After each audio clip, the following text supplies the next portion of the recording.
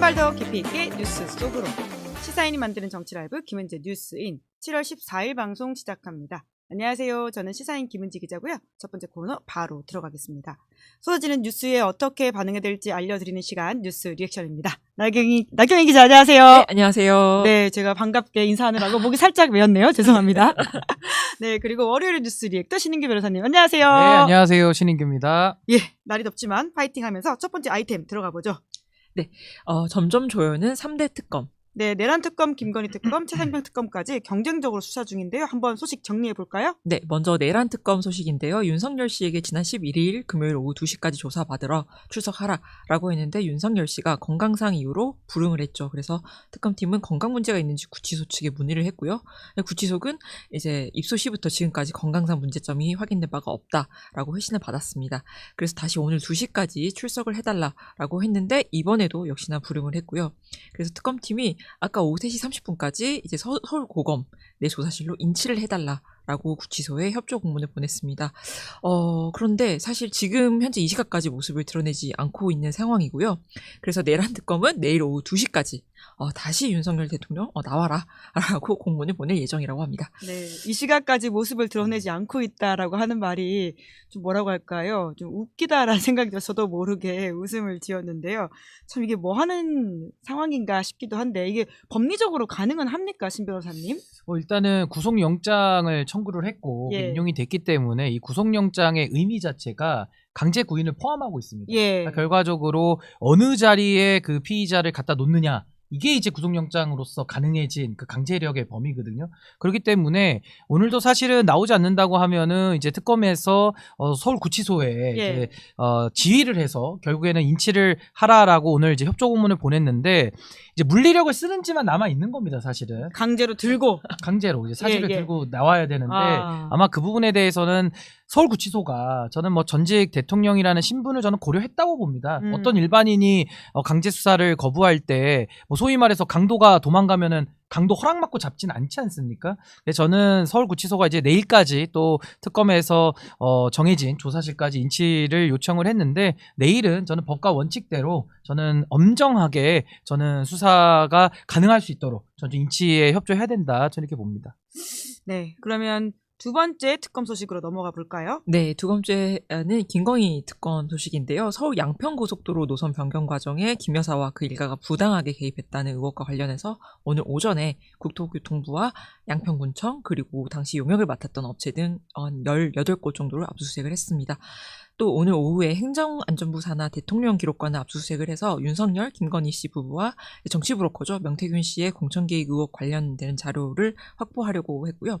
그리고 대기업들이 김건희 씨 일가의 집사로 불렸던 김모 씨의 업체에 투자를 해가지고 이제 기업의 오너 리스크를 좀 해소하려고 했는가 이 의혹을 들여다보는 이른바 집사 게이트 수사를 하면서 김범수 카카오 창업자, 조현상 HS 효성 회장 그리고 윤창호 전 한국증권금융사장 등에게 조사를 받으라. 이렇게 통보를 한 상태입니다. 또 삼부토건 핵심 피의자들에 대해서도 구속영장을 청구를 했고요. 되게 뭐가 많네요. 숨이 찹니다. 네. 네. 16개까지 혐의가 되다 보니까 너무 많은 상황인데요.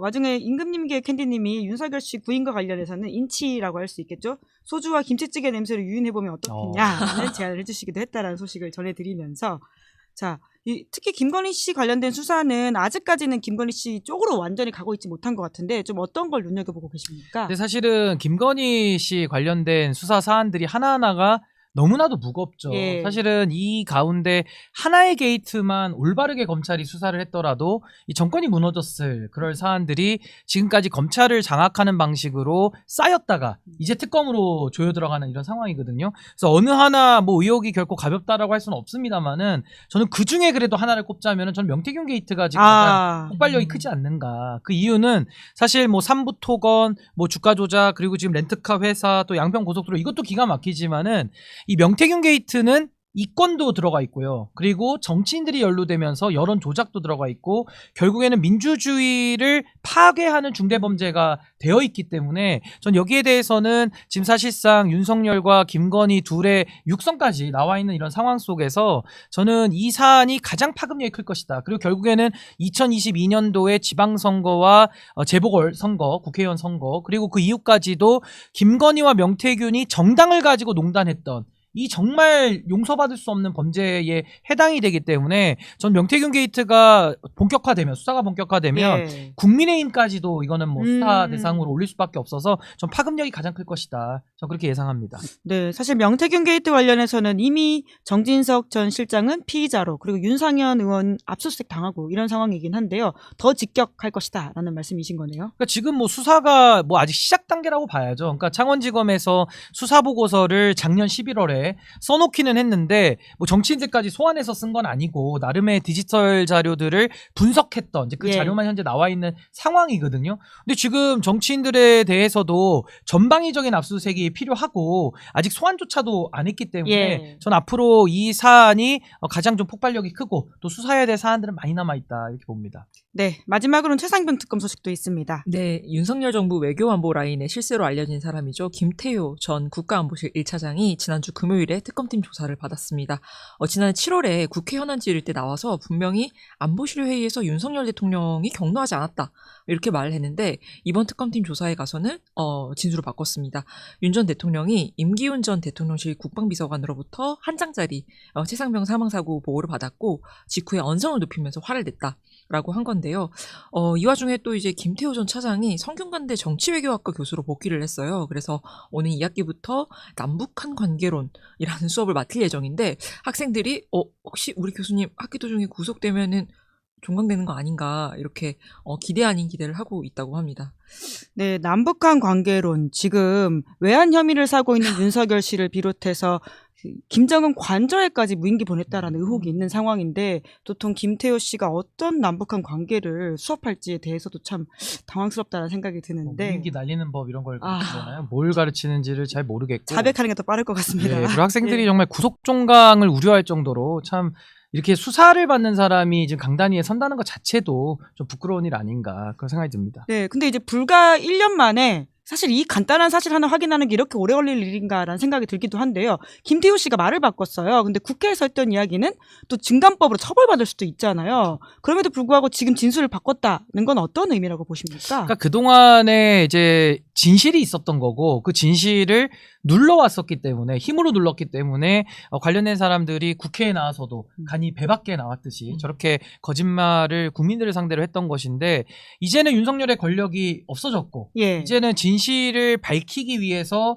많은 공범자들이 죄수의 딜레마 상황 그러니까 이제 진실을 서로 말하지 않으면 본인이 책임을 덮어쓰는 이런 딜레마적인 상황에 빠져버린 거거든요. 그 안에서 김태효 전 차장도 뭐 진실을 말하지 않으면 본인이 다 뒤집어 쓸 수밖에 없기 때문에 더 이상 윤석열을 지켜줄 필요가 있겠는가 이런 생각에서 이제 와서라도 이제 진실을 말하고 있다. 그렇다고 해서 과거에 뭐 국회에 나와서 위증을 했다라든지 이런 게 책임이 없어지는 건 아니니까요. 그렇죠. 그건 책임대로 물어야 될 것이고 결국에는 이 사안의 본질도 임성근이라고 하는 정말 한 해병의 목숨을 빼앗은 그러니까 결국에는 업무상 과실치사 아니면은 이거는 미필적 고의에 의한 살인까지 수사를 해야 되는 사안인데 국방부 장관이 사인한 문서 결재 문서까지도 보이지 않는 손에 의해서 뒤집어진 거거든요. 근데 그 보이지 않는 손이 이제 와서는 윤석열 아니냐.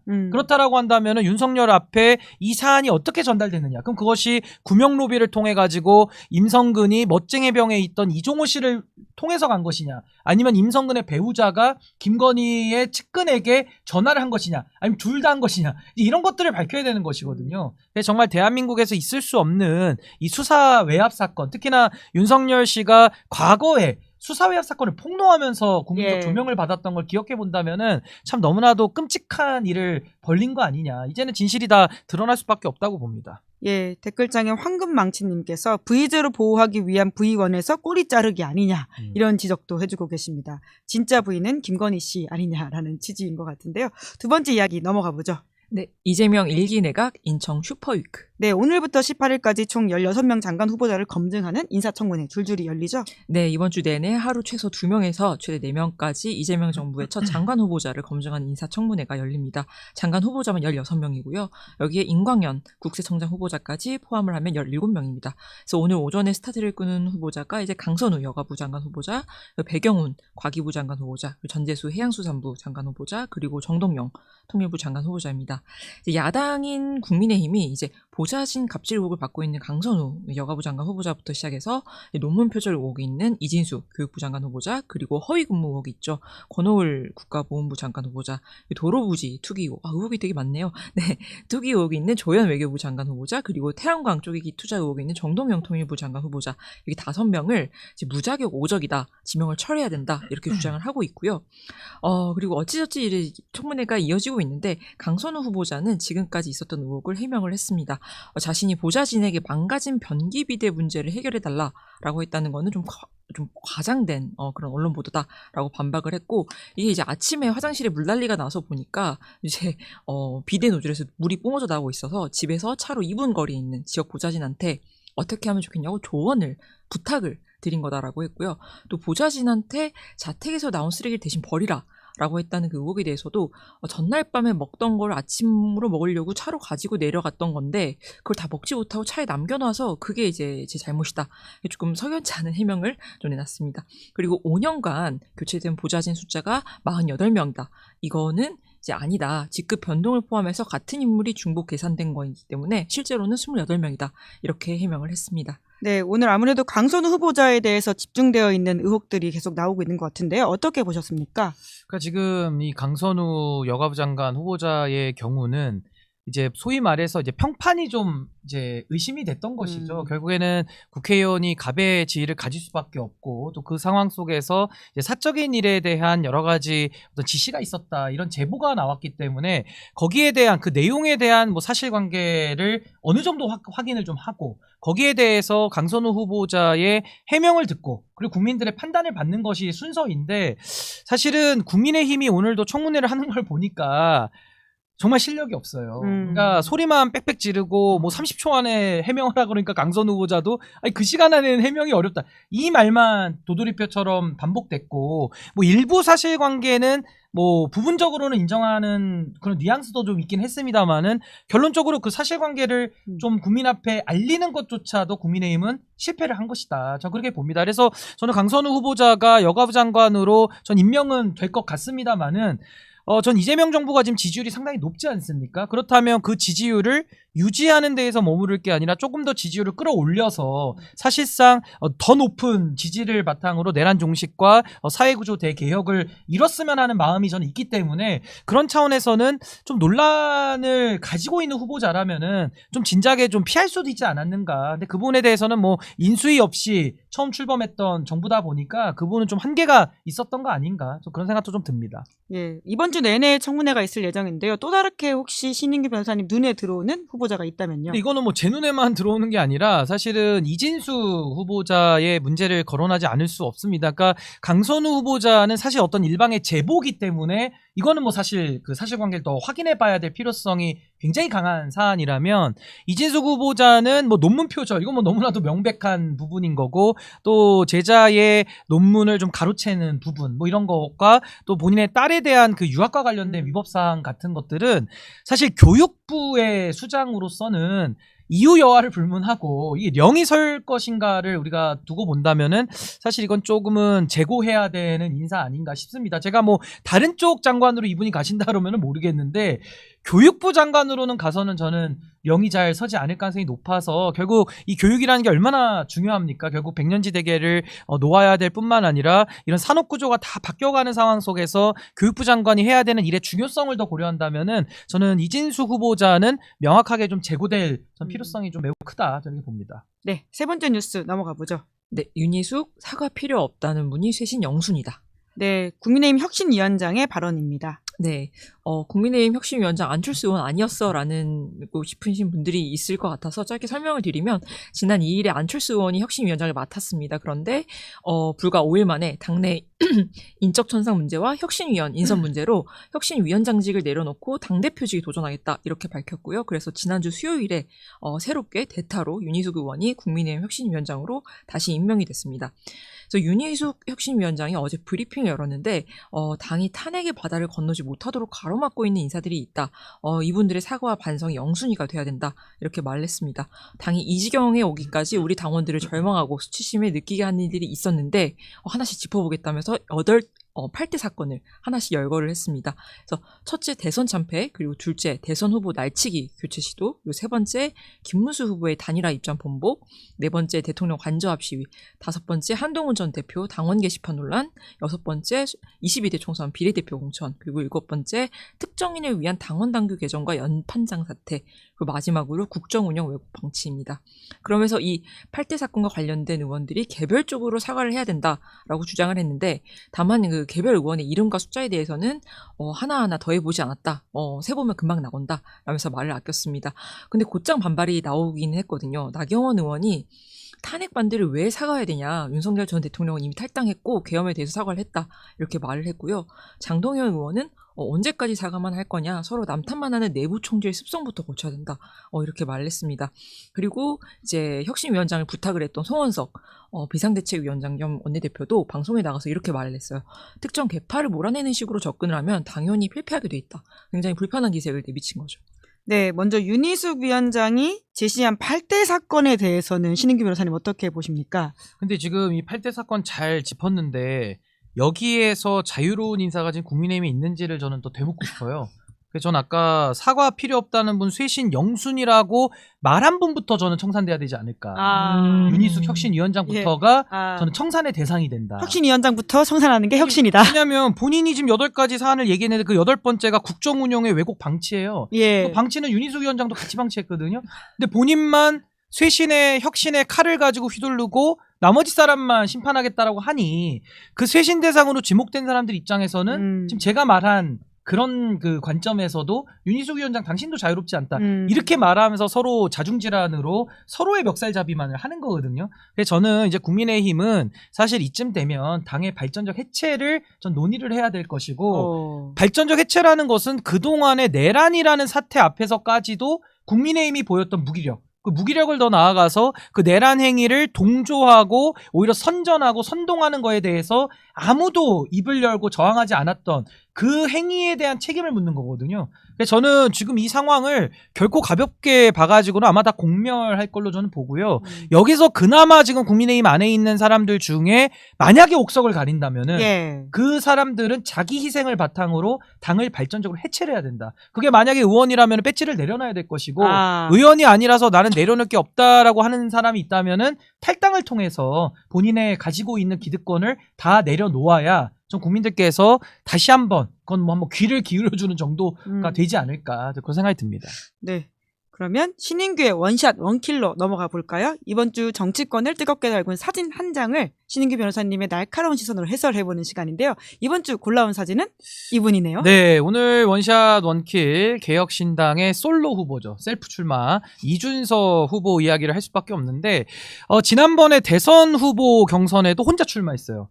그래서 이제 개혁신당에서는 중요한 직위에 관한 선거는 이제는 단독 출마가 좀 하나의 관행으로 자리 잡는 거 아닌가 이런 생각도 좀 드는데 반면 또 최고위원에 대한 경선은 좀 뜨겁더라고요. 그러니까요. 이게 좀 알려진 분들이 아니라서 많은 분들이 관심은 좀 못 갖고 계시지만은 그래도 많은 사람들이 출마를 해서 겨루고 있는데 결국에는 이준석 의원의 사당화 그러니까 이준석의 독재 체제라고 볼 수 있는 그 당의 질서에 순응하는 사람들을 지금 뽑는 거 아니냐. 그래서 사실은 이준석 체제가 더 견고화되면 될수록 지난 대선에서 얻었던 8.34%의 그 지지도마저도 전 앞으로 더 수축되는, 더 쪼그라드는 그런 경향을 전 보일 수밖에 없다. 그렇다면 아마 내년 지방선거에서 출마자를 내기가 굉장히 어려울 것이고 그렇게 되면 이제 당의 존립을 고민할 수밖에 없는 거 아니냐. 그렇다면 뭐 국민의힘과의 합당이라든지 좀 다른 차원에서의 아마 정치 생명을 좀 이어가고자 하는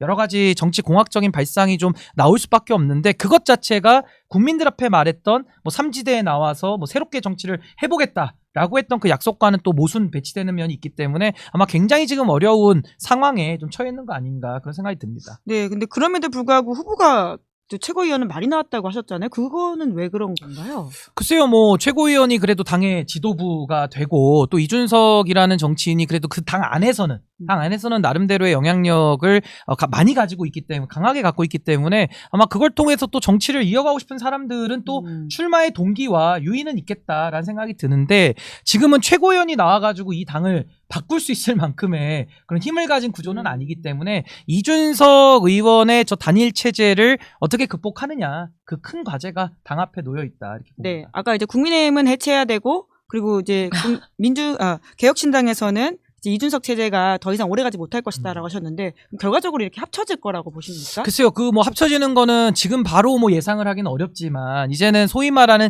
지금 불려지는 이 보수라고 불려지는 이 땅덩어리에서는 결국에는 단일된 리더십을 만들어낼 수는 전 없다고 보거든요. 과거에 이준석 당대표 시절에 만들어놨던 세대 결합론, 뭐 세대 포이론이라는 좀 부정적인 단어긴 합니다만은 세대 연합론이 이제는 깨진 거기 때문에 그 깨진 상황 속에서 서로 경쟁을 하다 보면 사실은 소선거구 체제에서는 양쪽 다 살아남기가 매우 어려운 그런 구조적 한계도 있을 뿐만 아니라 그래도 국민들의 시선에서는 둘 다 마음에 들지 않는다면은 그래도 큰 집에다가 투표를 하는 이런 밴드웨건 효과도 있기 때문에 전 앞으로는 개혁신당의 미래는 상당히 더 어렵고 또 국민의힘 자체도 매우 어둡다. 전 그렇게 봅니다. 어둡고 더 어둡다. 네, 그럼 앞으로도 계속 짚어보겠습니다. 두 분 수고하셨습니다. 감사합니다. 네, 감사합니다. 예, 저는 2부 시작하기 전에 광고 안내하겠습니다. 여러분들은 보험을 어떻게